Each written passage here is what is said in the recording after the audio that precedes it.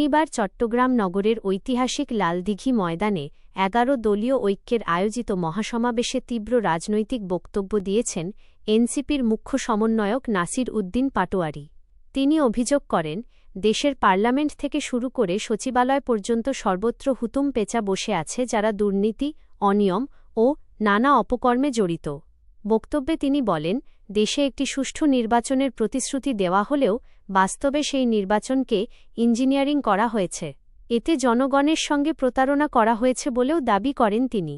সীমান্ত পরিস্থিতি নিয়ে কঠোর অবস্থান জানিয়ে পাটোয়ারি বলেন, সীমান্তে হত্যাকাণ্ড বন্ধ না হলে বাংলাদেশ ও ভারত সম্পর্ক কখনোই স্বাভাবিক ও ন্যায্য ভিত্তিতে দাঁড়াতে পারবে না।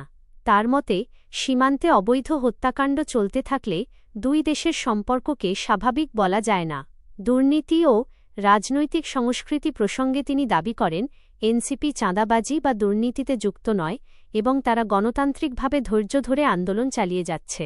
প্রস্তাবিত বাজেট নিয়েও তিনি তীব্র সমালোচনা করেন। তার ভাষায় এটি কোনো বাস্তব বাজেট নয়, বরং দলীয় লোকদের স্বার্থ রক্ষার একটি গেজেট। এর মাধ্যমে দেশে চাঁদাবাজিকে পরোক্ষভাবে বৈধতা দেওয়া হচ্ছে বলেও মন্তব্য করেন তিনি। বাজেটে জাতীয় শহীদদের অবদানের স্বীকৃতি নেই বলেও অভিযোগ করেন পাটোয়ারি।